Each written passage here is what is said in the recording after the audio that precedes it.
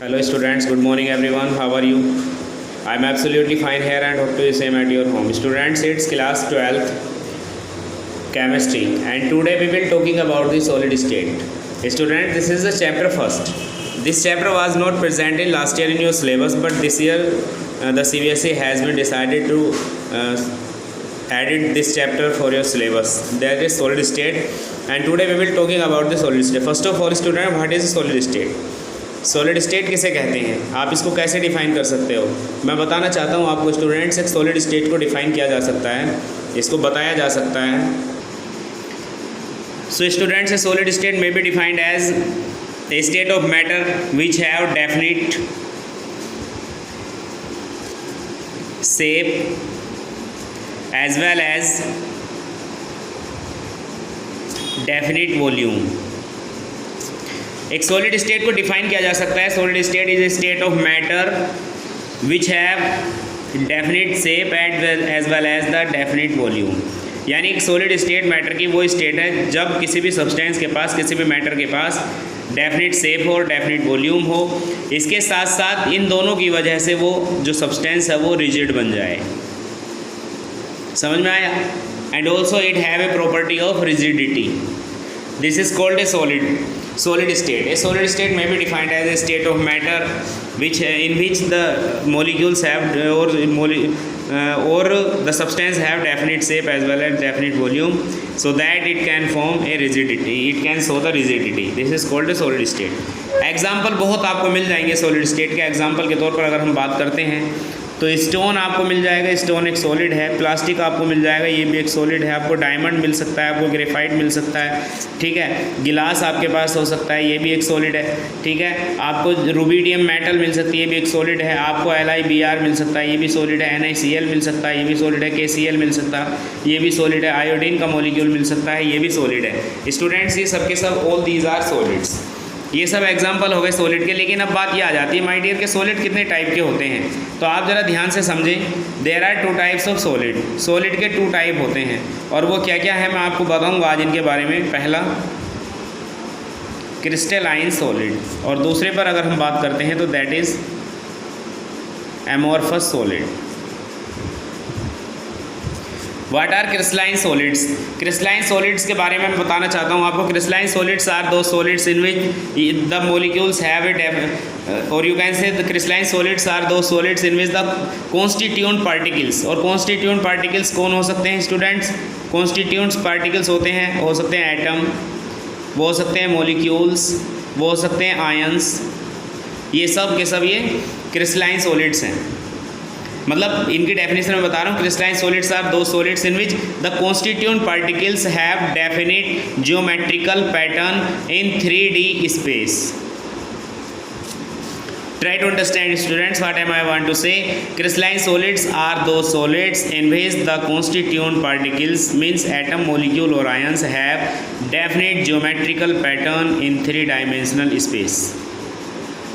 Listen, be carefully. Crystalline solids are those solids in which the constituent particles, atom, molecule or ions have definite geometrical pattern in 3-dimensional space.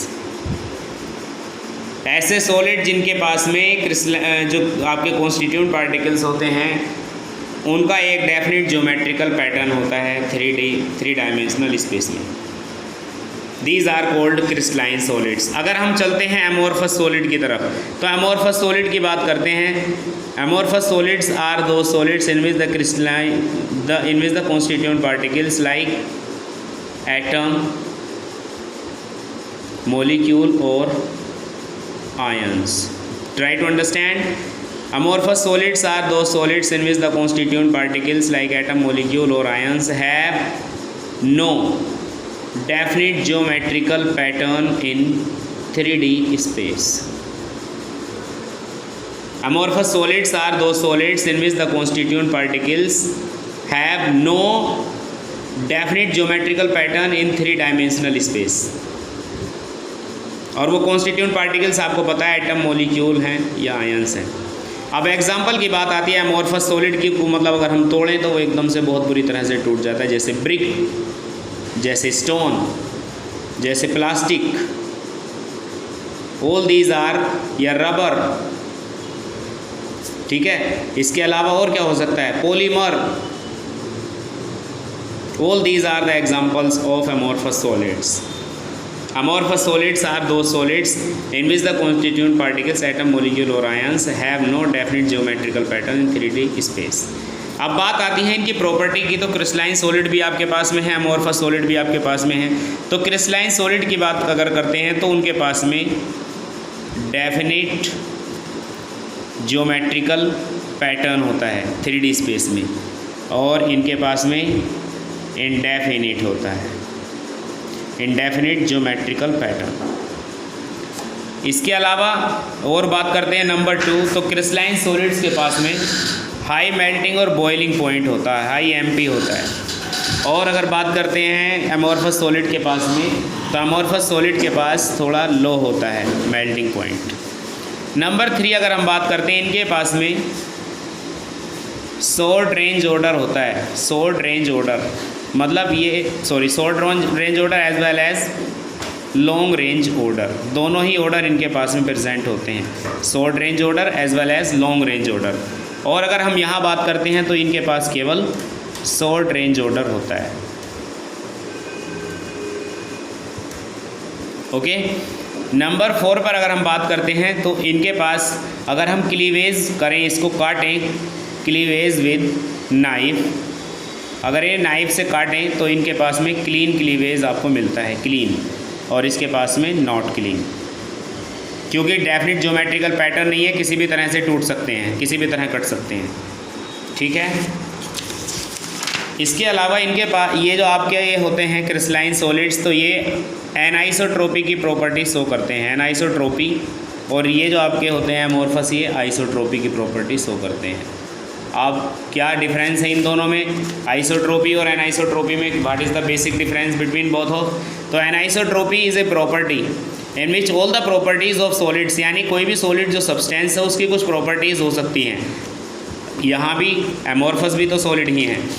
तो बात यह है कि इनकी अपनी कुछ प्रॉपर्टीज़ होती हैं, like electrical conductivity, like thermal expansion, इनकी भी हो सकती है electrical conductivity, like thermal expansion. तो all the properties of a solid are not same, all the properties of a solid are not same, all the properties like electrical conductivity, thermal expansion are not same in all the directions, different directions में इनकी जो properties होती हैं ये वाली, ये सब same नहीं होती।